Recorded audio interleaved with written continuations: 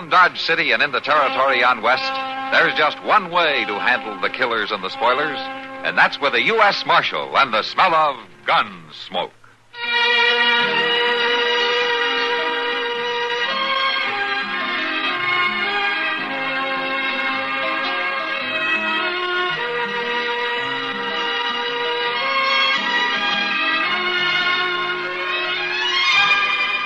Gunsmoke, starring William Conrad.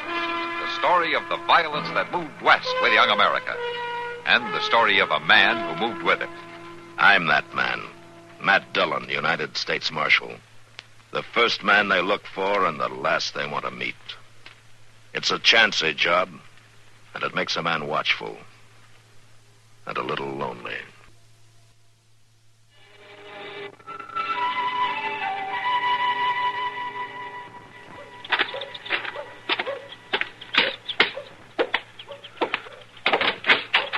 Well, hello, Miss Dillon. I thought you'd be gone by this time. Oh, I'm just about to go, Chester. Just wanted to get through these papers I'm working on here first. Well, I could have stayed and helped you if I'd knowed. No. Oh, that's right. Say, I sure did meet up with an interesting fellow. Oh? I tell you, Miss Dillon, I counted it a privilege to shake his hand. Oh, that's good. I kindly had to wait my turn to do it, though. What? How's that? Well, there's other folks there wanting to do it, too. I couldn't just push my way in ahead and all that. Push your way in ahead where, Chester? Why, to shake Jonathan Woods' hand, Mr. Dillon, like I've been telling you. And who's Jonathan Wood? He's that hero fellow that's down at the Long Branch. Hero fella? Well, what's he done? Oh, what battle was that? Well, I ain't quite sure about that. He saved his whole company, though. I do know that much. Uh-huh. Oh, you want me to ride out to the Hayes place with you? No, thanks, Chester. There isn't much to attend to. I'll be back by supper time. Yes, sir. Well, that'll be good. Maybe you'll even get to shake his hand, too. Yeah, maybe I will.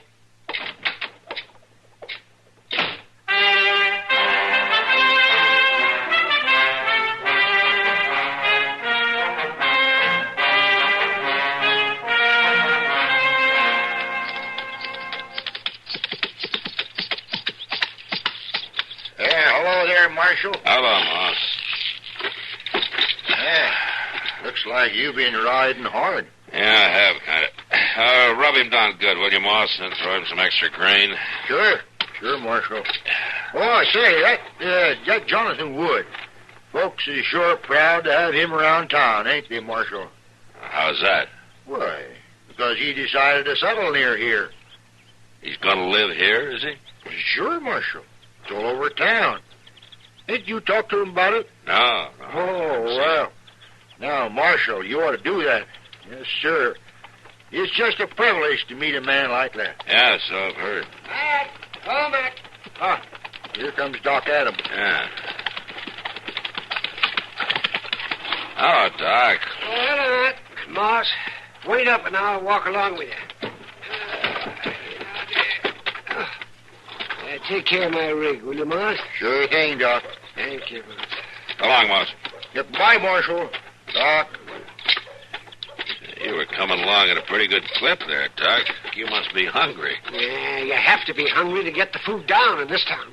You know, if I kept finding as many things wrong with Dodge as you do, I'd move away. Well, I don't know why I don't. Don't know why a smart man like Wood would want to move into this town anyway. Jonathan Wood?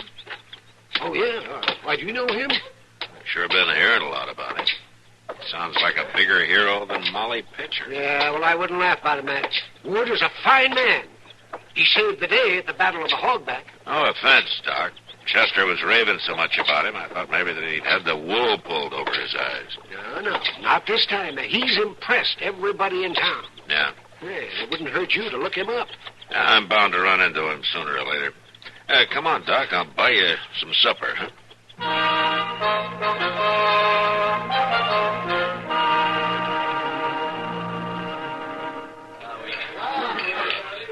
You sure you don't want another drink, Mr. Wood?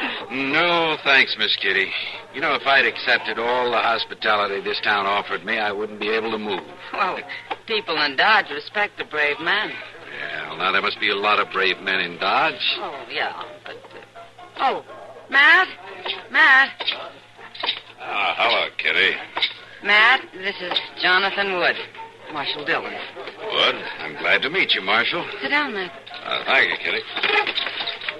Mr. Wood is thinking of buying a place near here, Matt. Yeah, so I've heard. As a matter of fact, I've heard quite a bit about you. Nothing bad, I hope. Nobody's saying anything bad about you, Mr. Wood. Well, they sure aren't. That's quite a story about you at the Hogback. Oh, I should never have told it, Marshal. It was just one of those convivial times when the whiskey was pouring freely at the bar. Sure. Just that I happened to be in the right place at the right time, Marshal. Any man could have done the same. Yeah, but no other man did. That's the important thing. I hope you'll find a place that suits you. Thank you, Marshal. I'm sure I will. Everybody's being very helpful. Dodge City can use a good man. Isn't that so, Matt? Yeah, sure is. All the good men it can get.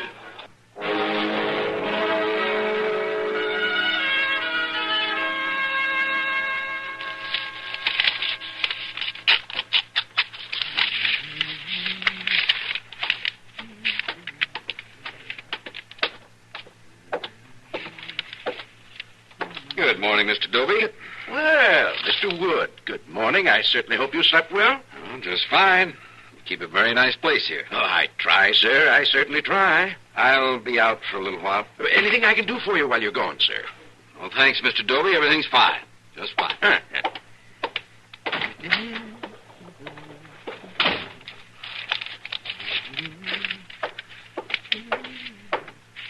That man who just went out. You mean Mr. Wood? His name Jonathan Wood? Yes, sir, it certainly is. Mr. Jonathan Wood of the Battle of the Hogback. What did he tell you about the Hogback? He didn't tell me anything. It's all over town, though. What's all over town? Well, the story of how Mr. Wood saved his company by staying behind and manning that gun when the enemy started up the hill. He held them off single-handed. Where's he gone? I don't know who you are, young man, but Mr. Wood isn't the kind of man I try to keep track of. I'll find him myself. And if I did know where he was, I see no reason for telling you.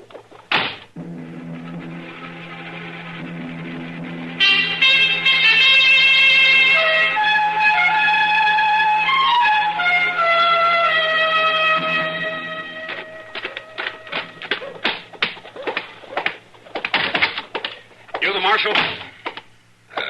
Yeah, I'm the marshal. Who are you? My name is Jake Rowe. All right, Roe, what can I do for you? There's a man needs thrown out of town. Oh, what's he done? He killed my pa. What's his name? Wood. Jonathan Wood. He's a coward and a liar and a killer. You better slow down, Roe, and start from the beginning. Where did he kill your father? In the war. In that battle he's bragging all over town about. Was your father a soldier? He was a soldier, Marshal. A fighting soldier. When a soldier dies in the war, it's not murder, Roe. That depends on who kills him, don't it? You telling me that Wood and your father were on the same side? They were. And that coward fixed it so my pa would die. He killed him as if he'd aimed the gun. How did he do that? He stood up and he run off, Marshal.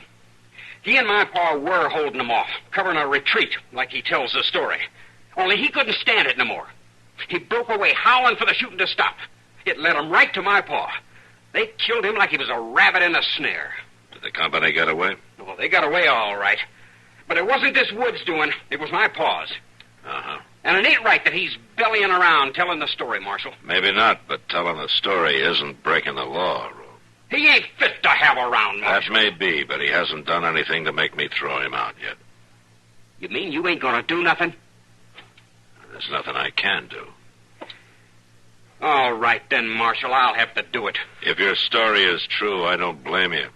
But it's not going to help any for you to do anything crazy. If the law won't move You're in... likely to fix it so that the law has to move in, and it might be against you. Now, you'd better forget it. Forgetting it is just one thing I ain't ever gonna do, Marshal. Not ever.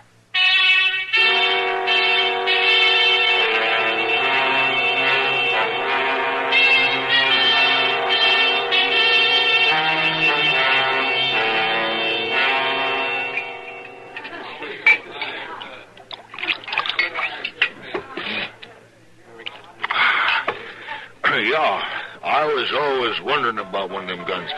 Was they hard to get the hang of, being newfangled and all? You mean the Gatling gun? Yeah, that was the one you used there, holding him off, weren't it, Mr. Wood? Yes, that's what we used, all right. Yeah, uh-huh. Oh, it wasn't hard to get the hang of it if it was set up properly. Oh. Of course, you had to know how to do that. Oh. And you knew how to do that all right, didn't you, Mr. Wood? Well, yes, it just so happens that I did. And you didn't need no help? Now, a man can always use help. I won't deny that.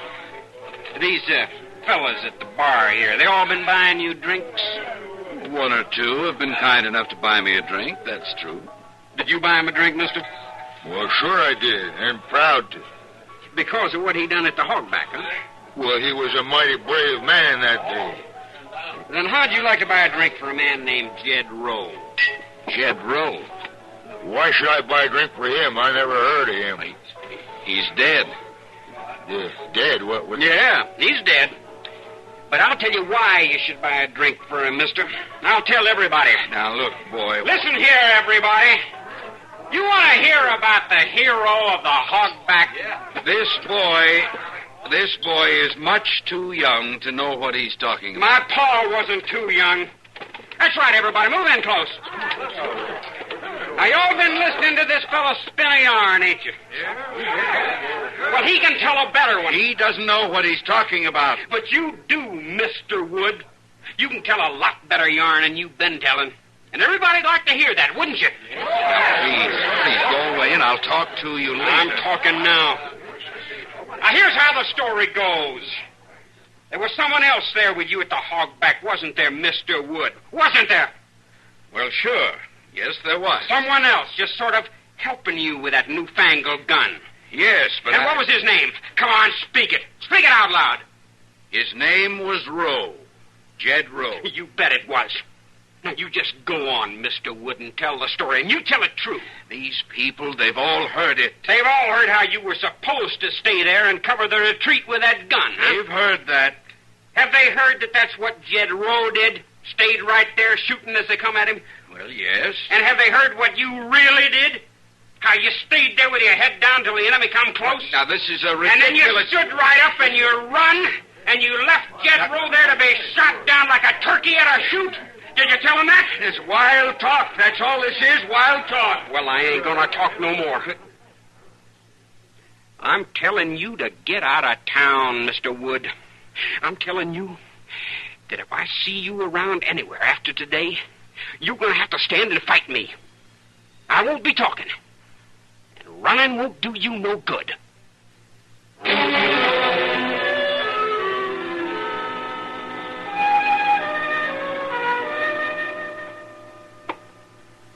Now, it isn't that I want you to do anything to the boy, Marshal. I realize that, well, he'd had too much to drink. But well, I thought it might spare us all a lot of embarrassment if you suggested to him that he leave town.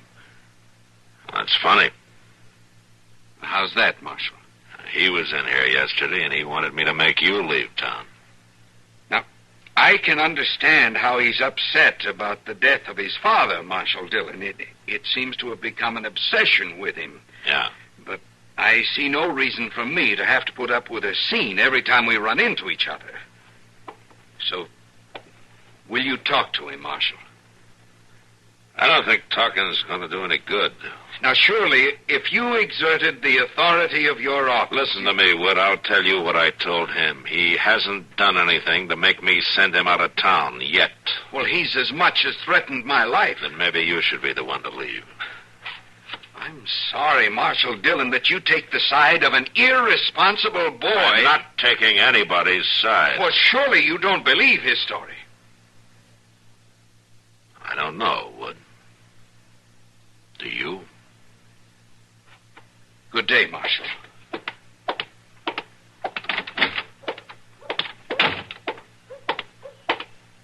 Stop right there, Wood. Well, now, wait, boy. Stand and fight. I'm not armed.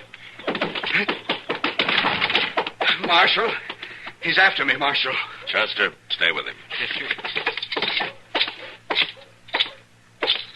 All right, Rowe.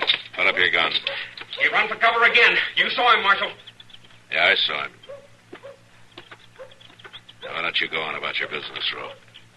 I'll handle this. Ain't nobody gonna handle this but me now, Marshal. Come on, Wood. Come on out there and stand up. Why don't you move on, Roe, before somebody gets hurt? If you don't come out, Wood, I'm coming in after you. You're not going in anywhere. Now, you ain't stopping me, Marshal. Taking sides with him won't stop me. Put up your gun. I'm going in.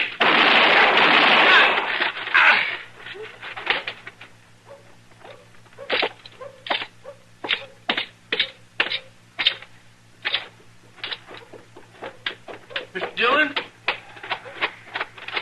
Yeah, Chester. I'm all right. Why, you're hit, Mr. Dillon. I'm all right. The boy's dead. Oh, my goodness. Yeah. Thank you. Thank you, Marshal. You saved my life. Yeah. I saved your life. The boy just wouldn't listen to reason. Why don't you shut up? What do you mean, Marshal? I mean, the boy's story was true, and you know it. Marshal, You've been living on the lies you tell. Isn't that right? I didn't mean any harm. Well, the boy just died. I just wanted him to leave me alone. I just wanted people to go on thinking I amounted to something. I wanted them to notice me. They never did before. Before you started telling your story? I just changed the truth a little bit, Marshal. It made me seem important. Yeah, you're important. You're important enough to leave Dodge City. Yes. Yes, I guess I'd better go. Yeah, you'd better. I'm afraid nobody will believe me anymore. Marshal, thank you again. Go on. Get out of here. Right now.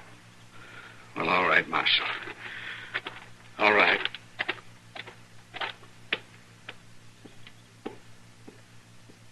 It's a funny thing, Mr. Dillon. It's more like he killed this boy than you did. It's his fault the whole thing happened. Yeah, Chester, it's his fault. Seems like he'd ought to have to pay for it somehow instead of getting off scot-free. Don't worry, Chester. He's paying.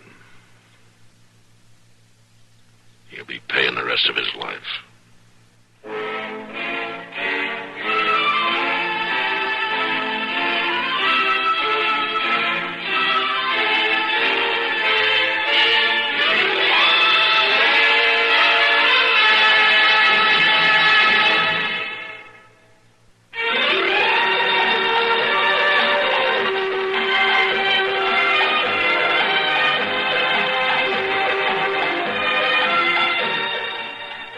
Gunsmoke.